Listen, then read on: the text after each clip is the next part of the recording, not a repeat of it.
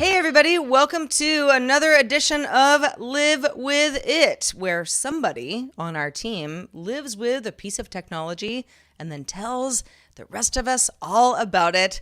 I am Sarah Lane. Joining me today is Chris Ashley, host of BBQ and Tech podcast, SMR podcast, and of course, DTNS contributor. Hello, Chris. Hello, how are you, Sarah? Doing well, doing well. I'm excited about this one, especially because I'm a little, as a person who does not own an EV vehicle, but would like to in the future, but also is somewhat afraid of pickup trucks. Oh, I'm going to look to you to tell us all about the Ford F-150 Lightning EV pickup truck that you have in your possession. oh, happy to. First off, for starters, it's probably the greatest vehicle I've ever driven. Okay, That's all an right. easy That's a good statement. start. I am a previous F-150 owner, so so the comparisons there are pretty interesting. As well as I had a Chevy Silverado before that. I had a Chevy Avalanche before that. I've had a Chevy Tahoe. So I'm a truck guy. I'm a fairly big guy, so I like the idea of being in a truck, having the more room. But I got a lot of hobbies that owning a truck with a bed makes life a lot easier. So it's been a great ride so far. I picked it up last June. In fact, I was on with you guys when I got the notification that it was actually in, which was hilarious. But yeah, it's been a really, really cool vehicle. I'm really glad to be an owner of it.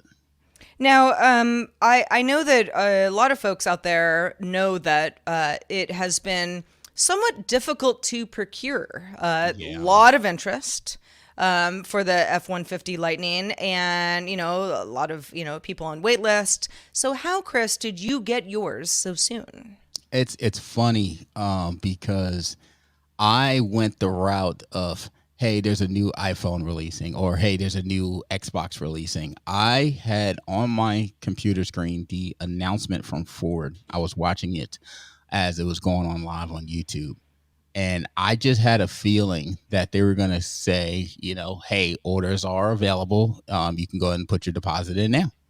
And lo and behold, they did. And I immediately went to the site, threw down my $100, and put my name on the list. Now, I didn't know So what that's to all it expect. took, $100. That was it. Just to say I'm serious. Yes. That the initial deposit was $100. That's to get on the waiting list, and that was in April of or February, around February, between February and April. I can't remember exactly, but of 2021. And so I was Okay. like, All right. So okay. just over 2 years ago. Yeah. And then I got a confirmation. And one of the cool things that they allowed you to do was to pick the dealership you wanted to take delivery of the vehicle at.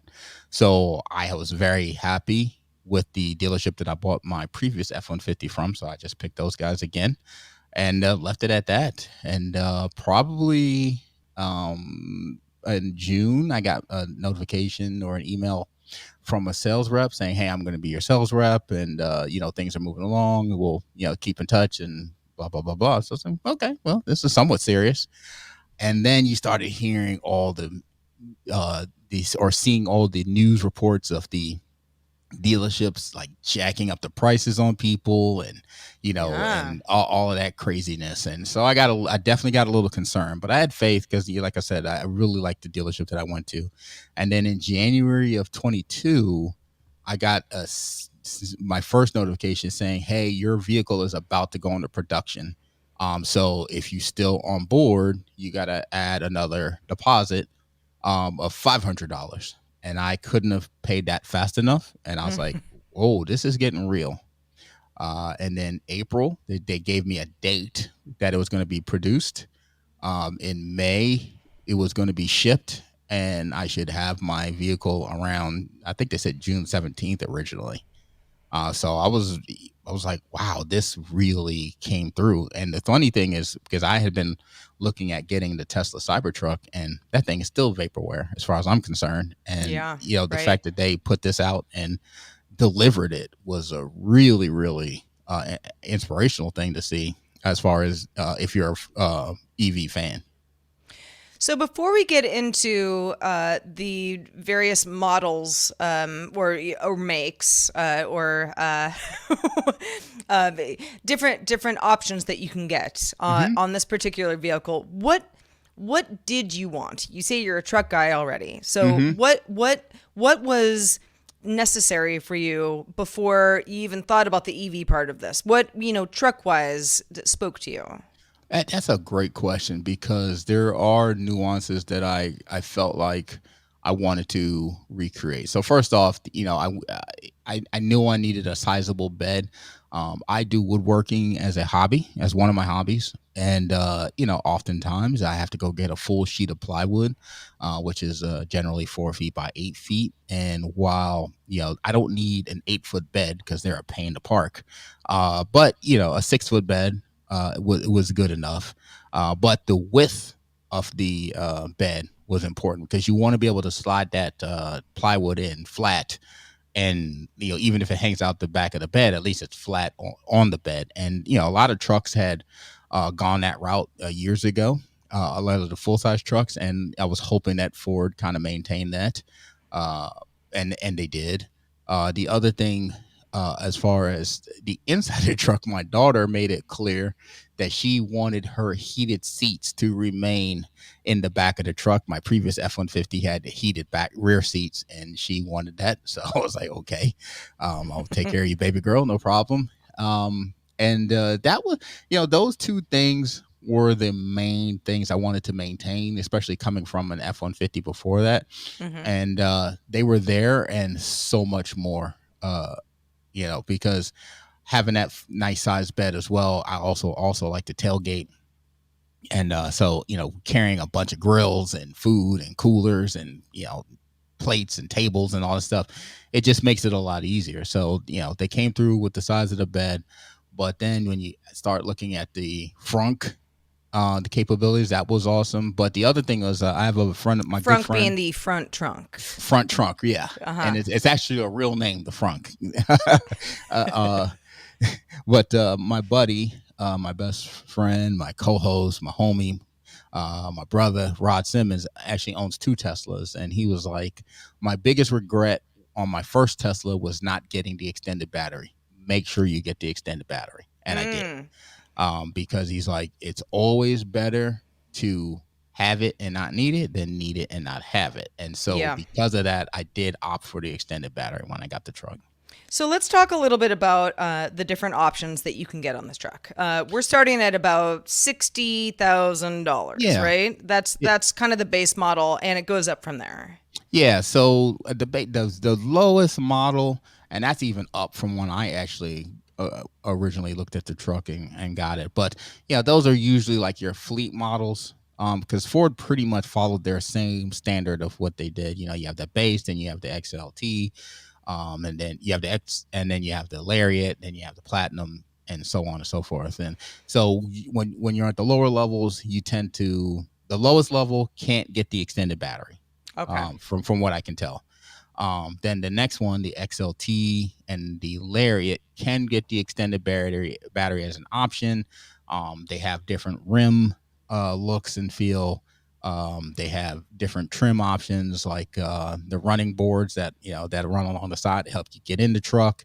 Then the different tow packages. So most vehicles, like on the Lariat model, some of those things are standard, while on the XLT they're all optional. You know what I mean? And then the one cool thing that they did, is when you get the extended battery, they actually give you the home charger for free.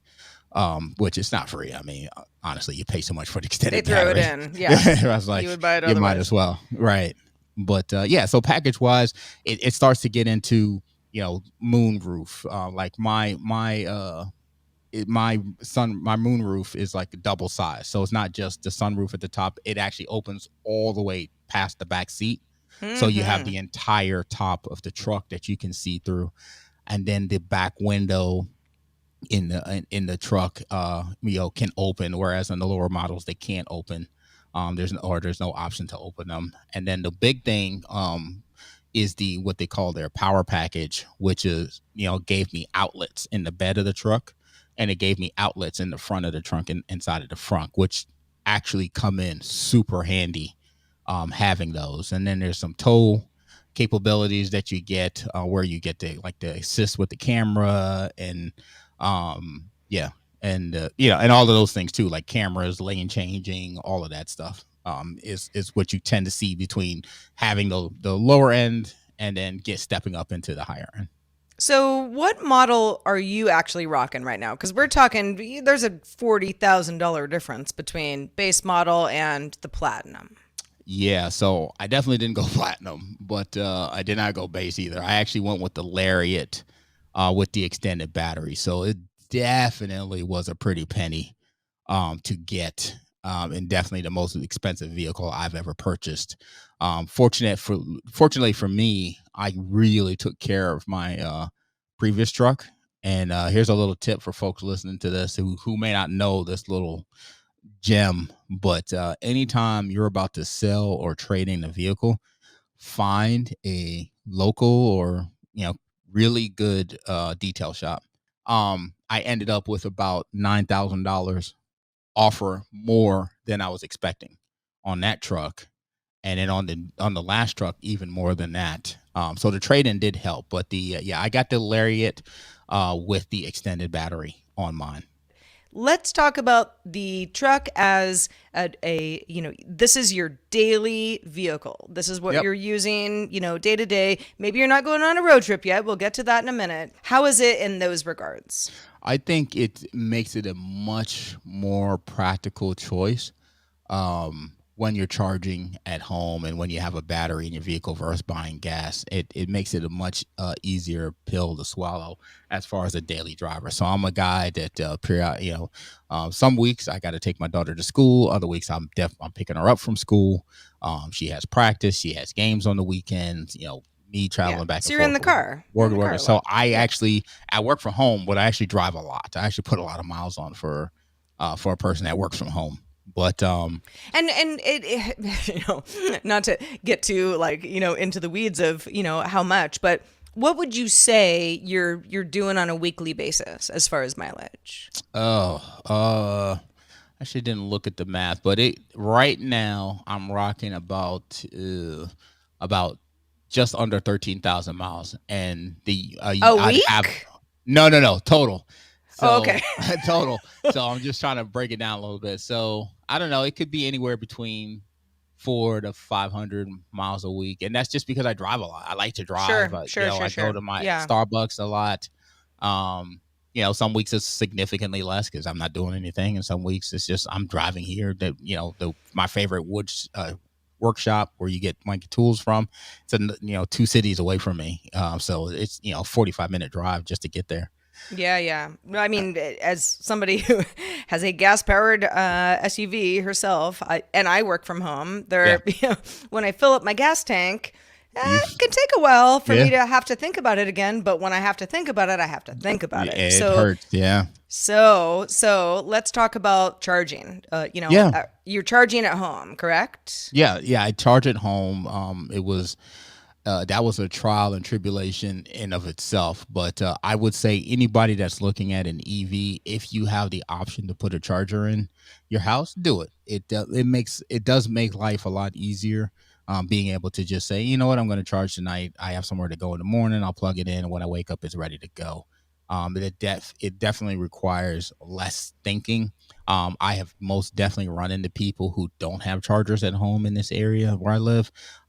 In fact, it was funny. I was went to there's an organic store that actually has free chargers in front of their store, and I was talking to a young lady who says, "No, this place is exactly in between her house or her apartment complex and her job. So she just Mm-hmm. stops there for a couple hours, recharges, reads a book, takes a nap, then she goes on home, and then back to work, and then the next day she does the same thing.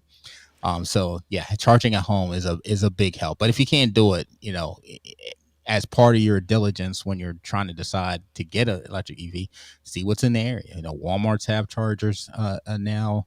Mm-hmm. Organic stores, hotels. There's tons of apps out there you can use to locate chargers in your area, and it's always good to know what's around. let's say it's me and I go, well, I don't know what I'm doing day to day and I can't run out of juice and that's a little scary.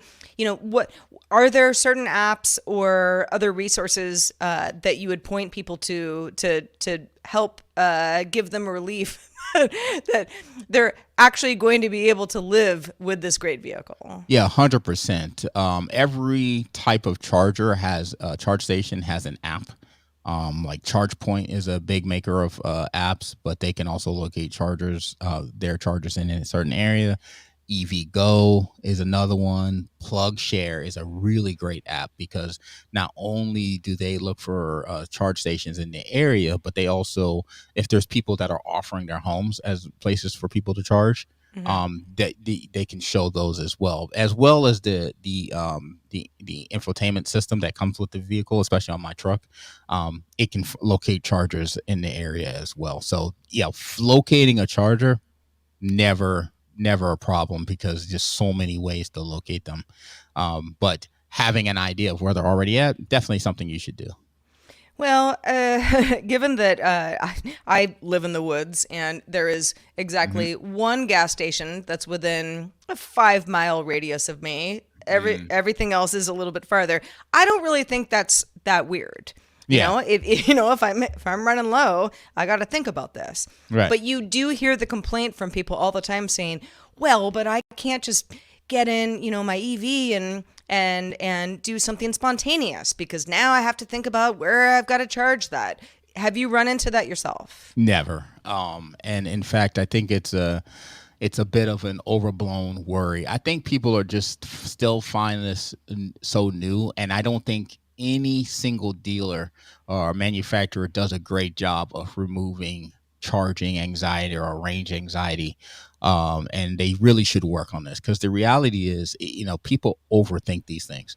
Um, they'll go 3-4 years without having a single solitary emergency, but the first thing they want to do is wonder is like when if an emergency comes up, what am I going to do? It's like, if it's that bad, rent a car. You know what I mean? Borrow a car if it's that bad. But the reality is, first off, the super fast chargers like the level 3s and the like the Tesla superchargers, they can pretty much charge most of these vehicles within like an hour. They are that fast. And so that's if you had an emergency situation, you could probably locate one of those in your area. Secondly, for me, I'm at home. Like I said, my daily driving is Starbucks and school and stuff like that. But I really don't let my vehicle run down that low. So if there was some type of emergency, yeah, I could probably get most of the way there, stop somewhere and charge like any other trip if it was a long place that I needed to go to. And I would get there. Or if it was something that was that bad, I would probably rent a vehicle or borrow one Sure. to make the trip. But always find that people make things more difficult. Like if your car broke down, what would you do, right? If you had an emergency and your car was broken, you would rent one, you would borrow one. You know what I mean? So it's not Right. much Yeah. different in The that emergency regard. is not EV specific. Right, It right. happens all So the time. people that know how to shake and move, they're gonna make stuff happen. But generally, I keep my vehicle probably somewhere around 70% on most days, and very rarely does it run under 50%. Not that it's a problem; it's just my lifestyle. I get home, I'll probably go 2 days without charging, and then it'll drop, and I'm like, okay, I'm gonna plug it in and charge it. All right, so let's talk a little bit more about the truck itself. So you say Mm-hmm. full charge, I'm not worried about it. My Mm-hmm. lifestyle works this way. Let's talk about the fact that if you got nothing in the back, or if you have a bunch of, I don't know, pieces of wood, for example, for stuff Mm-hmm. that you're doing, that Mm-hmm. is going to change the range. So what are your thoughts on, how that does change depending on what you're using the truck for? Yeah, another excellent topic and a question. So for me, it doesn't matter, right? If I'm going somewhere, like I did go on vacation last summer, to our local beach called Ocean City, and I loaded up the truck with my family. I had the back full of bags and stuff like that. I didn't even notice a difference in range Mm-hmm. going to the beach, and it was in fact, not only it was a good part and a bad part. I could got to the beach which was like 3.5 hours away from me in a single charge, and still had probably just under 50% range left. So it wasn't a big deal. The downside of it was, I wanted to. So typically, what you'll do when you take a trip, what you learn is you want to arrive with a certain amount of charge based on what you plan to do when you get there. So, for example, if you're like, I'm going to my hotel, I'm exhausted from the drive, so I'm just going to chill, then it doesn't matter what how low you arrive at, right? Because you can just plug in somewhere wherever you figure out you're going to charge at and just go chill. But if you're like, no, I got Yeah. to get there, then I got to go run to the grocery store, got to get groceries to for the week, and I got to do all this running around and stuff like that, then you're going to want to arrive with a higher charge, right? So, um, I saw where the charge locations were in regards to where I was staying, which was literally across the street from my hotel, which was awesome. But I was like, just let me practice charging on the way in. So, but pretty much most of the chargers that I stopped at on the way down were broken. So that's something that you can run into where it says a charger is there, but it's not. And so it's good to have like a plug share, because what happens is that's more like like uh the the navigation app where people can put in information. So if a charger's broken, people can say, "Hey, I was just there 5 minutes ago. This charger's broken," and you don't have to waste your time. So that part is kind of cool. But yeah, when it comes to towing things, I haven't had to tow anything yet. But I tell people, because I have this conversation a lot with folks Well, around and here. isn't that one of the, the things that gets thrown around is like, well, if you're towing a boat, I mean, Yeah, say goodbye to, the range, yeah. Now you got a range anxiety. So, and I tell people, I was like, well, do you own a boat? Like, no, but I was like, then why are you asking me about towing a boat if you don't own a boat? Now, those are half the people. The other people's like, yeah, I got this boat, my fishing boat I tow with. And I was like, okay, do you tow with the vehicle right there you're driving with? No, I have this, F-250. I'm like, what's the difference then? You have a second vehicle for towing that big thing. Now, for the third, the smaller few who's like, no, this is my daily vehicle and the vehicle I tow my stuff with. I tell them straight up, it's like, you have to determine what you're willing to deal with, because yes, you will definitely lose range when you start towing. It's inevitable. You lose gas mileage when you pull stuff, you will Mm-hmm. lose range. It's not 1 to 1, because you definitely lose a lot more range than gas mileage, but it's just part of an EV. They're not there yet where it can just tow these massive amounts of things, and it's not that hard on the battery. It is. So I tell people, if you tow stuff periodically, keep your towing vehicle, and get this for your daily and your other stuff. And when it's time to tow, use your towing vehicle. Mm-hmm. B, rent a vehicle for towing. Because why buy gas all year round? And you have this big F-250, which probably has like 11 miles a gallon. You know what I mean? And you're like, well, I need this when I tow once a year. Doesn't make a lot of sense. The point I'm trying to make is people can get through this part rationally. You know what I mean? Right. What fits your lifestyle? Don't worry about losing mileage, not losing mileage, because who cares if, like, my total range with the extended battery fully charged is 340 miles. Now, let's say I lose 100 miles when I'm towing something, which is not that far fetched. So I have 240 miles on the first leg, and then after that, maybe 200. If I'm willing to stop to recharge, then it doesn't matter, right? Yeah. Because that's just part of the trip. And that's the thing that I think I learned the fastest, was when you get an electric vehicle, or when you're considering an electric vehicle, you must change your mindset. The days of, I'm jumping in my car, I'm putting on my diaper, and I'm driving for the next 6 hours until I get to my destination. That's not how you treat an EV, right? Treating an There's EV, a little bit more pre-planning that goes there's a into little it. bit more pre-planning and a little bit more leg stretching, and which honestly benefits you. Well, so I know that that your Lightning is relatively new, but have Mm-hmm. you had to deal with maintenance at all? Yes. Funny you should say that, because it's in the shop right now. Oh, okay. All right. And Let's talk so, about that. and it would be silly for me not to be honest. It is the only issue I've had with the vehicle since I've got it. I've had regular updates since I've got it. They've added new features over the air since I've got it. But the Mm-hmm. one thing that was weird on my truck, and I haven't seen it on anybody else complaining about it, is my front right parking sensor. Sometimes it just stops working. And it'll tell me, it's like, hey, I'm not working right now. So like it knows, it hey, knows it's not working. there's Right. something up over It's here. like, hey, I can't see anything. I got something in my eye. I'm blinking over here. You're on your own. And generally what happens is, as I'm parking, the sensor picks up that I'm parking. I'm approaching a vehicle. It automatically flips the cameras on, and, I can park, just fine. So because the sensor's not working, I don't get the beeps as I'm coming in for anything on the right-hand side, and I have to manually turn on the camera. So is it a big deal? No. It was something but it's something that should work. It should work. The vehicle's not even a year old yet. Mm-hmm. And so they just said, we're just going to replace the sensor.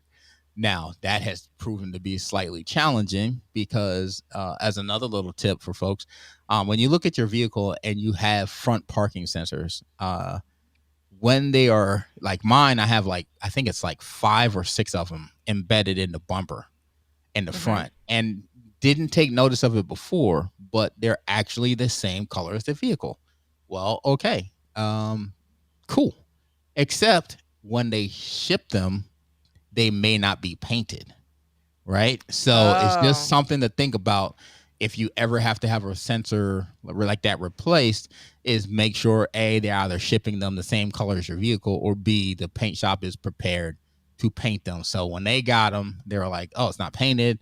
And then so they were like, it's the wrong part. No, it's not the wrong part. You got to paint it. So they ended up keeping my truck for a couple extra days, going, and it's new. So some of this is to be expected, right? They're just not working on it. My truck was the first one that they sold, that dealership sold. And I was probably the second one in Maryland to have one. So I understand there's going to be some growing pains, and I'm willing to grow with them. But it's the only maintenance issue I've had with the truck, is that front sensor. Well, speaking of, sensors, things that have to be fixed, maybe accessories that people care about. What about aftermarket stuff? Before we did this show, I went through the process of pretending that I was going to buy an F-150 Lightning, and I was like, oh, wow, we have lots of options here, and some of them are extremely expensive. If I want to, like the ice box for my frunk, et cetera, et cetera. Right. But yeah, have you delved into any of that aftermarket stuff and how that would work seamlessly with your life? So there's a couple of things that I had installed already, which was the tonneau cover, which is the hard cover, or the foldable cover for the trunk, for the bed of the truck. And then I also had the bed sprayed with Line-X. And so Line-X is a coating. It's like a hard rubber coating that's sprayed in the bed of the truck. It's permanent, so it's never coming off. But what it does is it prevents the damaging the bed of the truck. Because what happens is, a lot of people will get a pickup truck. They'll either A, leave the truck as is. They'll start throwing stuff in the back of it. The paint back there gets scratched, and it just looks terrible after years of use. And so it's not like it's any worse, but it just doesn't look good. Yeah. Or it's B, cosmetic, but still, yeah, it matters. B, they'll get the trunk liners, and they'll drop in this big plastic liner, but that thing is shifting as you're driving, and it's destroying the bed of the truck. And those things, if they don't hold up well, eventually you have to pull it out, and you got this mess. So Line-X is a spray-in liner that adheres to the back of the truck, to the back of the bed. And they've been around for a while. It's it's a couple $100 to get done, but it doesn't damage it. Even if it does, they can actually repair the spot that's damaged. But I've never had it damaged. I've had it done on 3 trucks now. Now there's other things that come with the truck that didn't come with my previous F-150, at least the Lariat. So under the back bench, there's a storage box that under the seat, so the seats can fold up, and then you can access the storage. That I had to buy separately. It's built in. Yeah, they came with the truck. Oh, okay. The Yeah. Lightning has it built in.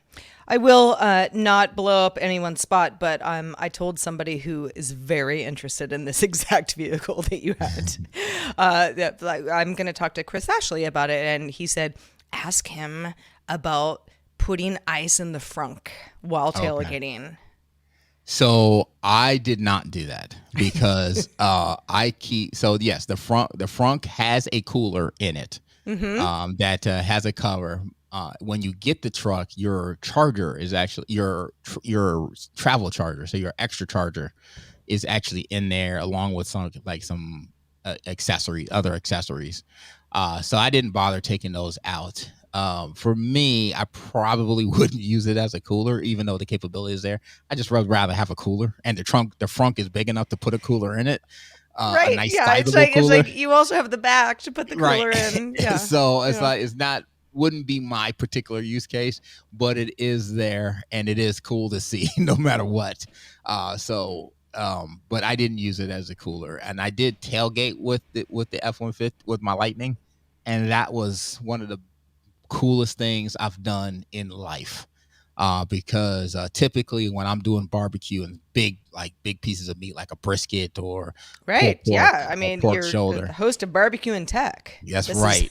This is a truck that should help you with that. And that's when I wanted to see how I would implement it into a typical tailgate. And so normally I would cook, my brisket and my pork shoulder usually cooks in that 12-hour time frame. And so I'd have to time it where I put it in overnight, and then when I'm ready to leave to go to the game, that's when I would take it out. But you have to let big pieces of meat like that rest. Otherwise the juices don't redistribute.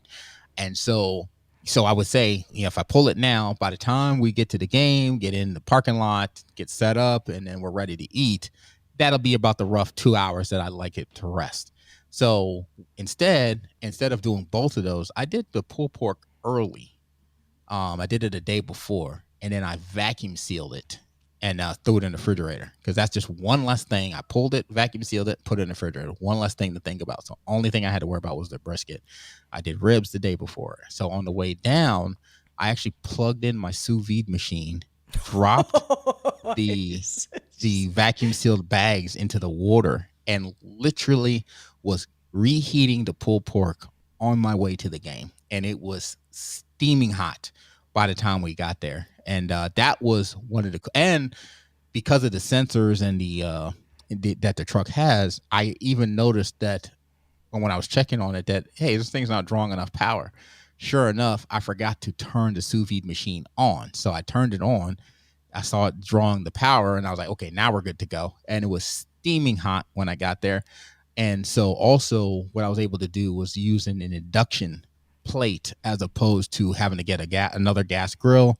So with the induction cooker, I could then heat up the barbecue sauce, because you never want to put cold barbecue sauce on your meat coming off the grill. No. So I was heating up the barbecue sauce. I had the pulled pork coming out of the hot sous vide machine, and the people behind me were like, what is going on? You know what I mean? Because they just hadn't seen, and obviously they hadn't seen anything like that. But right, like it's not even a flex. You're like, you could have this too. Hey, the capabilities is there. And then I had the front open with the cooler full of drinks up front, so people could go up front, get the drinks out of there, come on the back, get some of the food. And it was an awesome setup. And I was just like, this is people talk about, Ford touts all the construction stuff they can do. But the reality to me is that most of the people that are driving this size vehicle probably aren't the construction guys. You know what I mean? They're the folks like me that are the hobbyists, and they have the, whether it be a tailgating or some, woodworking hobby or some other hobby where they just need to, carry some bigger things around. Sure.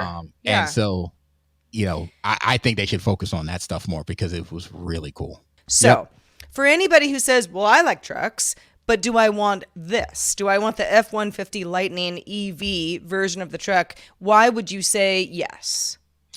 So I would say if you are like me, or what was just described by Sarah, you're that hobbyist, you don't need to haul these massive things constantly. I think having a truck is awesome and perfect for most lifestyles, because everybody does Christmas. They got to go get the Christmas tree.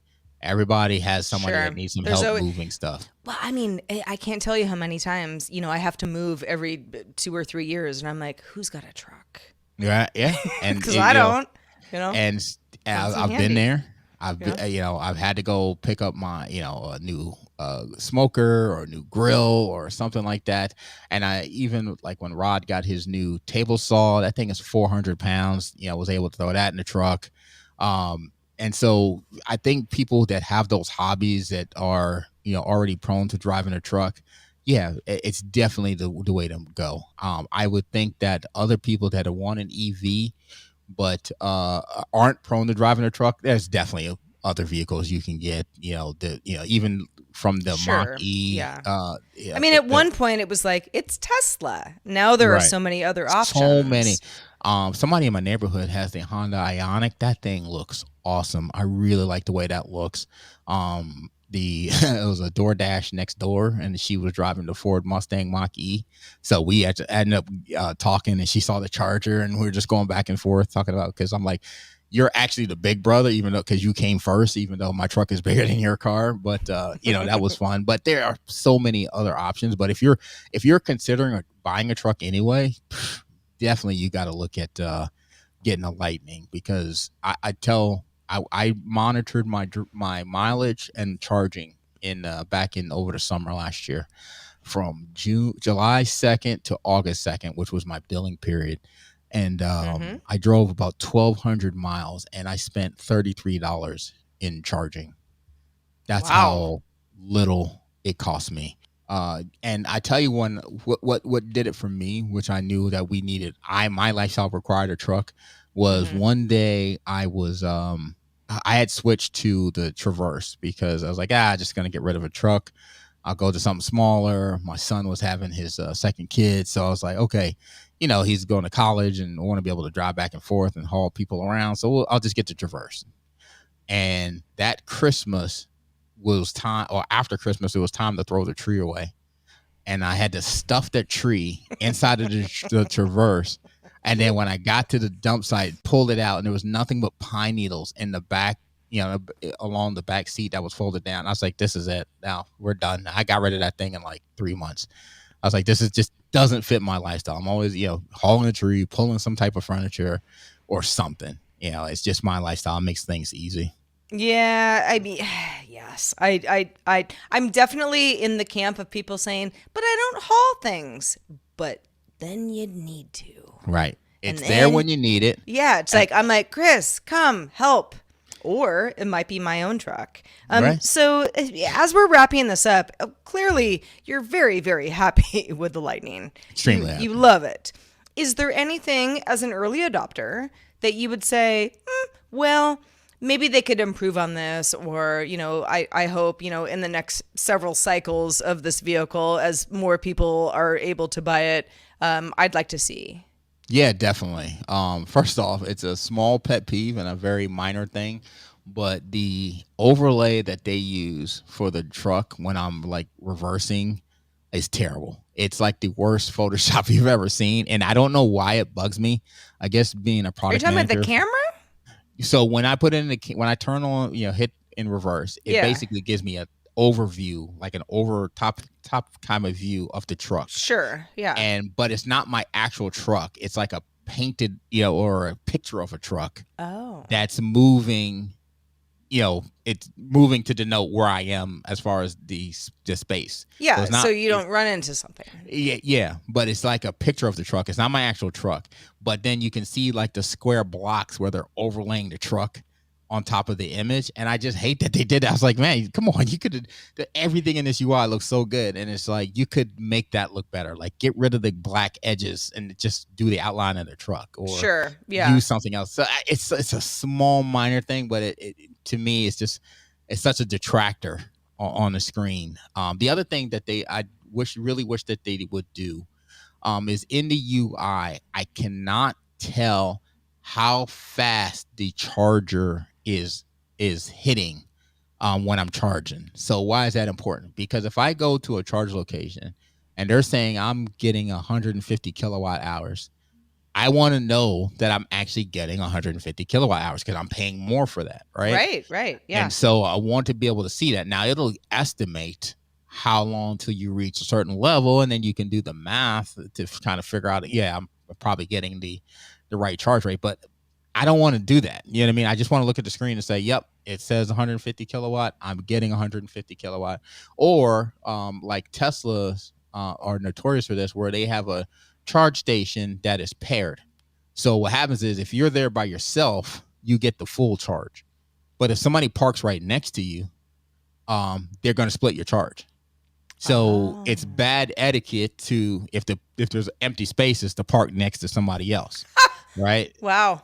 Because you it's kind literally of slowing like your the boat modern down. version of like what not to do at a gas station. Right. So if you're not paying attention, all of a sudden you look at the screen and you're getting like half the charge. You're like, what's going on? Then you can see, oh yeah, somebody, and that happened to Rod, recently, where he was like, hey man, he actually pulled the guy aside and was like, listen, this is bad etiquette. Let me just show you. I know you're a new owner. I can tell this is a brand new Tesla. Right. This but here's how we're both suffering.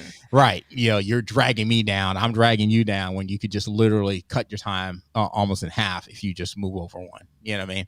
So it's good to, and people have to learn these things. And, nobody spells it out for new owners. And so that's part of the reason why I feel like there's a lot of range anxiety still going on, because these things are not covered in it's not a sexy topic, right? It was like, how to charge better. Nobody wants to talk about it, but until they own the vehicle. So so knowing what the actual charge coming in is huge to me. Mm-hmm. And then the UI portion of it. Now they did update the UI, and I was so excited when I saw like new features, quicker access to the camera. Like it used to be I had to go through the menu, but now there's a single button that turns the cameras on. But yeah, I wish while you're driving, they don't allow you access to the front camera. I'm not sure why they do that, but I would like access to that front camera while I'm driving. Especially, you just never know when it could come in handy. And so I wish they would give me access to the front camera. But overall, I'm pretty happy with the truck, because it's really, and to Ford's credit, it resembles my previous F-150 a lot. Chris Ashley, this has been amazing. Thank you so much for letting us know how you feel about your Ford F-150 Lightning EV truck. And pleasure. It sounds like, there's some nitpicks, but overall, hey, if y'all are looking for your next truck, you're interested in an EV, and you can part with the price, then this might be for you. But Chris, before we bounce out of here, let folks know where they can keep up with the rest of your work.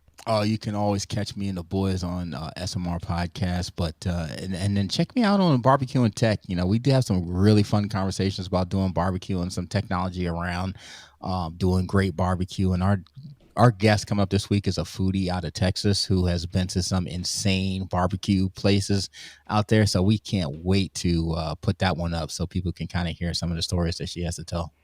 Sweet. Well, we thank you so much for being part of Live With It. We're going to go ahead and wrap this one up. Chris Ashley, owner of the F-150 Lightning EV pickup truck from Ford. He loves it, with some caveats, but he loves it. We will see you next time with another Live With It segment. Thanks for listening, everybody.